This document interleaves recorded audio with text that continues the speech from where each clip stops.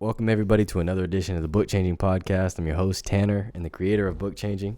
And this week I wanted to bring you guys another in-depth analysis and my personal thoughts on Power versus Force by David R Hawkins. I just finished this book this past month, January 2021, and this has really been an incredible book. One of my favorites for sure. After finishing it, I would put it in my top 5 books that I've ever read. Just really a perspective change, transformational book that I think everybody should read. And so I'm giving away 5 copies of this book, as you can see here on this table if you're watching on YouTube.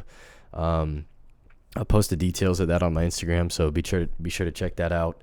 But without further ado, I want to get into this book and why I think you should pick it up, why I think you should read it, and how it's really changed my perspective, and why I think it's an important book. So Power versus Force by David R Hawkins. So I really, upon reading this, I really related it to the last book review that I did. I thought there were a lot of similarities between the levels of consciousness, which we'll get into, that Hawkins presents, and Stoicism as a whole, which is the topic I covered in the last video.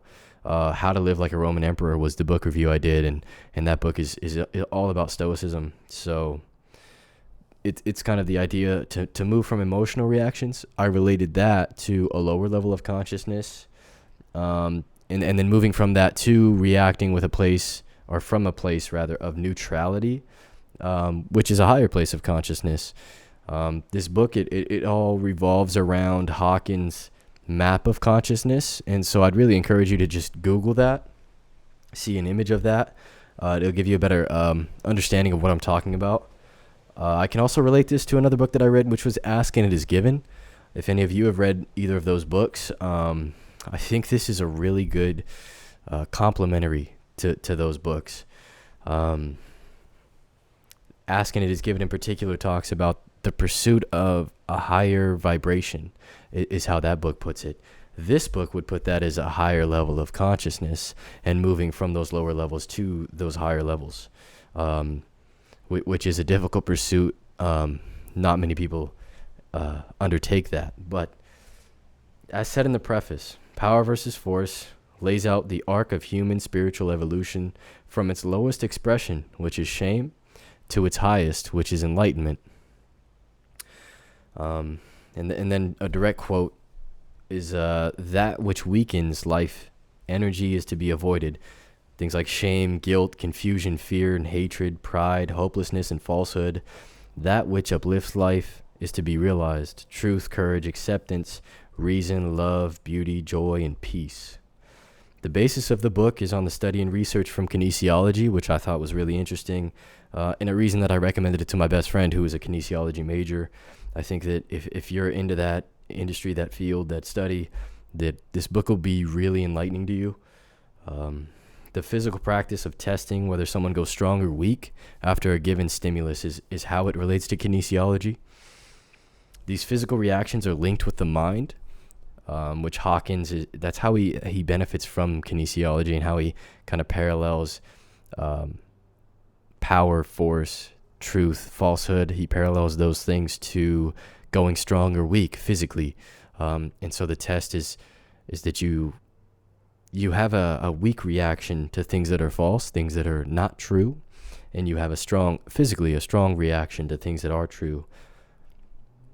And that's the basis of his study. And then to quote him, the most striking find in kinesiology initially was a clear demonstration that muscles instantly become weak when the body is exposed to harmful stimuli. Example of that is people going weak in response to artificial sweeteners and strong in response to organic vitamin C. And then he continues, power is effortless. It goes unseen and unsuspected. Force is experienced through the senses. Power can be recognized only through inner awareness. And so that's an interesting connection, in my opinion. The continual comparison between power versus force and the levels of consciousness. So he continues to talk about this map, if you will. On the bottom end is shame, guilt, anger, pride. And then at the critical point, which I'll get into, the critical point is level 200. He says and that point is courage. And from that point on, those are all kind of levels of consciousness that relate to power, whereas the lower levels relate to things like force. And so to talk about the map of consciousness, which he brings up on page 90, he gives it a 0 to 1,000 is the numbers that he assigns. He assigns 25 is shame, all the way to 1,000, or 700 to 1,000, which is enlightenment. The lower levels include apathy, fear, pride, anger. Higher levels include neutrality, acceptance, love, and peace. The critical level is 200, which is courage. And then following that is 310, which is willingness. The author states that 85% of people operate at levels below the critical 200 mark. All levels below 200, the primary impetus is survival. Fear and anger are characterized by egocentric impulses, which arise from this drive for personal survival. All levels below 200 are destructive of life in both the individual and society at large. All levels above 200 are constructive expressions of power. And if we examine what are generally held to be less virtuous emotional attitudes, we realize they are essentially neither good nor bad. Moralistic judgments are merely a function of the viewpoint from which they emanate. And he goes on to describe the process of moving from grief to anger, which calibrates higher and is more productive. So he essentially says the lower levels of consciousness are not necessarily bad. That would be a moralistic judgment to call them bad or good. Any level in particular, because someone that moves from grief to anger is actually improving, and that's good. He describes each different level it's a logarithmic scale, and if you know anything about a logarithmic scale, that means it's exponential. And so one tiny degree of movement up the scale is exponential. It's an incredible amount of progress. And the idea is that people, they operate in these levels of consciousness. So you kind of have like a baseline level of consciousness from which you operate. And that comes all the way back to nature versus nurture, the way you were brought up, the environment. I'm sure I'll mention this again, but later on in the book, he describes how the lower levels of consciousness are almost always associated with poverty. Which I heard in an interview. Somebody related that to Maslow's hierarchy of needs, meaning if your needs aren't met, your food, water, shelter, those needs aren't met, you're kind of in this survival state, this animalistic, fearful, lower level of consciousness is what you're going to operate from if your needs aren't met. And again, these are all really powerful things that I'm just briefly mentioning, but I mean, I've sat with this book for a month, and there hasn't been a day where I don't go by and think about, the levels of consciousness. And this brings me real quickly.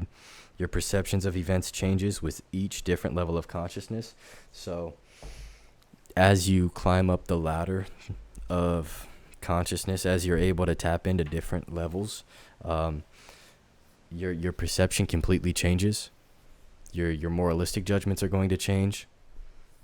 And later on, I'll conclude with this thought exercise that he gives with looking at a homeless man and the different levels of consciousness, and I think that's incredible. But he goes on to say, it's not life's events, but how one reacts to them and the attitude that one has about them, which determines whether the events have positive or negative effects on one's life. Are these events experienced as opportunities or as stress?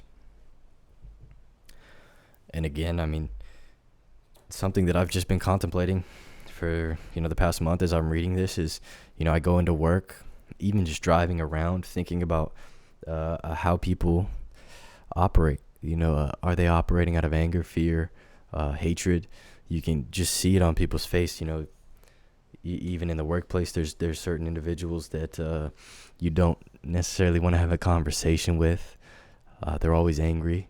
So you try to elude them. You try to stay away from them. And just thinking about how their perception affects their reality. Their perception is one of hatred and anger, and so that's reflected in their day-to-day interactions. Same goes with me. If I put that energy out there, I get it back, which is how I relate to this book, to Ask and It Is Given. It's just reciprocity, right? What you give is what you get. And this book, even in the introduction, he says that he's writing this book in the idiom of our time, which is science. It's a scientifically proven book. He bases it on kinesiology, modern science. It's not based on religion or anything that people attest in our modern society. It's based on science, which the majority of people believe in, right? But from here, the author goes over the characteristics of each level of consciousness, which was one of my favorite parts of the book, probably my favorite part of the book. He just details from the bottom to the top what you see at that level of consciousness, how that person is going to be acting, the things that they're going to say, how they're going to be in the workplace environment. So at level 20, he talks about shame. Shame produces neurosis. It is destructive to emotional and psychological health. And as a consequence of low self-esteem, one makes themselves prone to the development of physical illness. The shame-based personality is shy, withdrawn, and introverted. And I love this. I love this part of the book. I love him talking about shame. It leads me to thinking about things and actions that I do that bring me feelings of shame. These things take away from your sense of power. And you should aspire to actions and thoughts higher than shame, because these things will bring you power. These things will bring you a sense of power. If you think about things that you do that are shameful, right? Like being disrespectful, anything that brings you shame, it really does have you have a physical response to it, and you feel worse because of it. And then level 125 is desire. And desire has to do with accumulation and greed. Desire is insatiable satisfaction of one desire is merely replaced by unsatisfied desire for something else. And then level 175, I thought this was really interesting, that this emotion was on the lower level, or the lower levels of consciousness. It's pride. Generally such an emotion has a good reputation and is socially encouraged, yet it is sufficiently negative to remain below the critical level of 200. Pride feels good only in contrast to the lower levels. Pride is defensive and vulnerable because it is dependent upon external conditions, without which it can suddenly revert to a lower level. The downside of pride is arrogance and denial, which block growth. And I think that's really interesting because exactly like he says, in our society, pride is, to be proud of your accomplishments is almost boasted. It's looked highly upon to be proud of your accomplishments and your material assets, the things that you have, but all of that can be stripped when you're prideful of external things, as opposed to rooted in the higher levels of things like courage and love and truth. These things can't be stripped. Willingness can't be stripped. But things that you're prideful about can be stripped, and so you'll just go back down to a lower level at that point. Which brings me to level 200, which is courage. This is the critical level, he deems, where everything in life starts to change. When you get to a level of consciousness such as courage, it implies the willingness to try new things and deal with the vicissitudes of life. At this level of empowerment, one is able to cope with and effectively handle the opportunities of life, which in turn is directly associated with level 310, willingness. Willingness implies that one has overcome inner resistance to life and is committed to participation. At this level, people become genuinely friendly, and social and economic success seem to follow them automatically. And in particular, this made me think about people I know that foster courage and willingness and acceptance versus these lower levels of consciousness. Who do I want to be around? How do those people make me feel, and who do I want to become? As I was talking about earlier, in a workplace environment or in a family environment, I think about people at the lower levels of consciousness. I think about people at the higher levels. And the people who operate at the higher levels of consciousness in my life, they have the material wealth as well. They have the things that I want. They're the people that I want to be around. They're the people that I want to be like. These people that have this positive attitude. It's incredible how it's all intertwined. It's all related. The attitude and the things that come with it they're directly related. And so I think again that this is just a great book to kind of bolster that idea and root that in science. And so let me mention this again. I found the connection between the lower levels of consciousness and poverty to be incredibly profound. I think about successful people I know and how optimistic and positive they are on a daily basis. And then he mentions in the book, he says, many such people live in a state of hopelessness, calibrating at the level of apathy and resignation to their abject poverty. We must also realize that much of the remainder of the world's population, civilized as well as primitive, lives primarily in fear.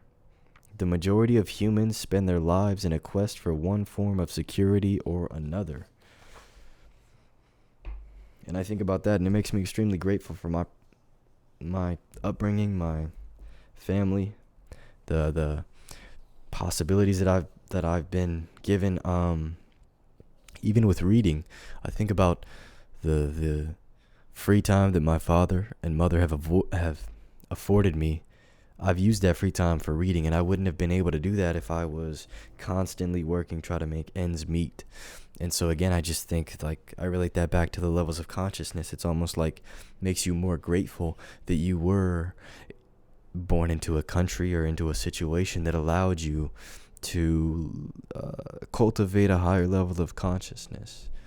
And then to mention more on the logarithmic scale, right? The logarithmic nature of the map of consciousness. He says, although it is not ordinary to move out of one energy field into another during one lifetime, the opportunity still exists. Without the exercise of choice, no progression will occur. The levels are logarithmic. Individual choice can have a mighty effect. And then to continue to mention, he relates it again. Another thing that he talks about is Alcoholics Anonymous, and how Alcoholics Anonymous, the main foundation of it is almost to really root yourself in a spiritual practice of some sort. They don't care what it is as long as you root yourself in a spiritual practice, because spirituality is rooted in the higher levels of consciousness. He says drugs and alcohol don't create highs, they just suppress the lower levels. If you want that real high, that day-to-day feeling of empowerment, it comes from the real, like, spiritual work that is required in order to move up the levels of consciousness. And so this brings me to the source of power, which is a chapter in the book. And he talks about power appeals to that which uplifts, dignifies, and ennobles. Force must always be justified where power requires no justification. The disillusionment of emptiness comes from failing to align one's life with the principles from which power emanates. Force can bring us satisfaction, but only power brings us joy. Victory over others brings us satisfaction, but victory over ourselves brings us joy. The need to control others stems from lack of power, just as vanity stems from lack of self-esteem. This was one of my favorite quotes in the book. Again, he relates that power versus force, the dichotomy. Power is rooted in things that you can control. You can't control other people, but you can control your reactions and your emotions and your actions. And I really like that. Vanity stems from a lack of self-confidence. It's like you're covering up something. So if you're trying to control other people, what is that really saying? And then to conclude this section, successful solutions are based on the powerful principle that resolution occurs not by attacking the negative, but by fostering the positive. Recovery from alcoholism cannot be accomplished by fighting intoxication, but rather by choosing sobriety. And again, you think about trying to better your life and doing that from a place of power versus a place of force. If you're trying to better your life in terms of alcoholism, the way to do that is to move from a place of power. You're choosing sobriety. versus moving from a place of force, which would be fighting intoxication. And that different that paradigm shift is what I really got from this book. It's power is effortless. It just is. It's using like the least amount of exertion to get the biggest response. Which brings me to another chapter that I enjoyed, Surviving Success. And the question that this made me think about is, are you rooted in the higher or the lower levels of consciousness? If you get to a place of material and financial success and you haven't done the inner work, you're not rooted in the higher levels of consciousness. You're not moving from a place of power. You're going to lose it all, because you're not going to be able to handle with what comes with this success.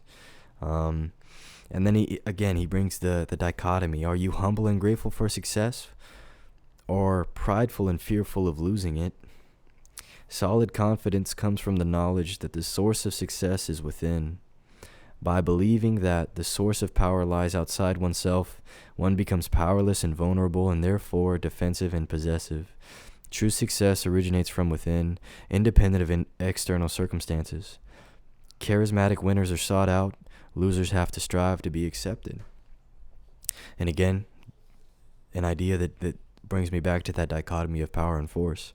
Charismatic winners, they're sought out. They don't have to try to be accepted. They are powerful. And losers, people in those lower levels, they strive to be accepted because they have yet to accept themselves. And then this is what I'd like to conclude with. I appreciate everybody staying around this long. The homeless person thought exercise, as I would call it, on page 260 of the book. Start this off with a quote. Our levels of consciousness decide what we see. So that's kind of a primer for this. Our levels of consciousness decide what we see. And I relate that to the ask and it is given, right? Our level of perception creates our reality. And he gives the example of a homeless person on the corner. You see this homeless person and picture yourself at the lowest level of consciousness, which would be shame. So we think about that. The bottom levels like shame or hopelessness. The homeless man is dirty, disgusting, and disgraceful. He deserves what he gets.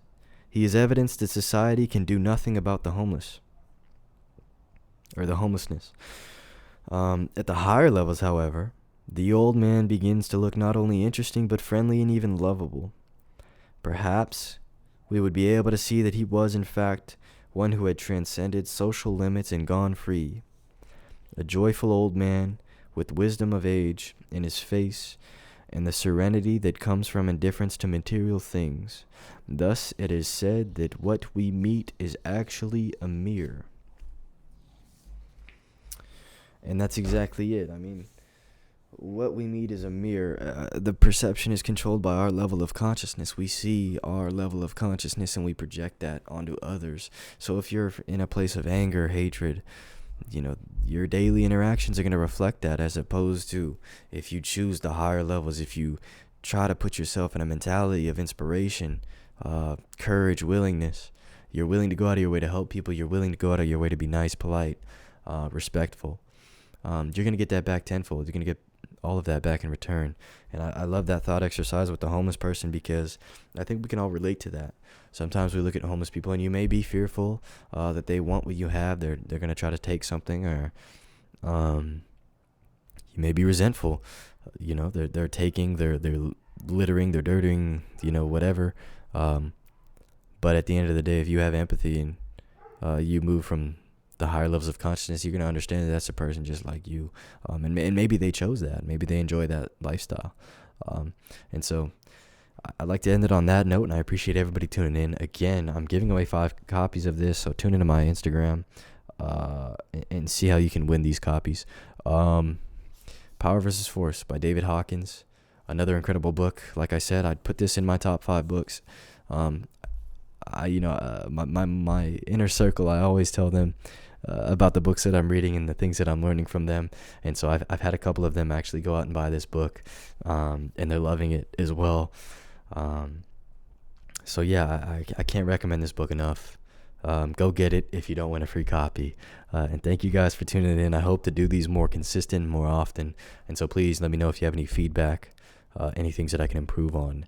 And thank you guys again so much for everything. I appreciate it. I'm grateful. And I'll see you guys next time.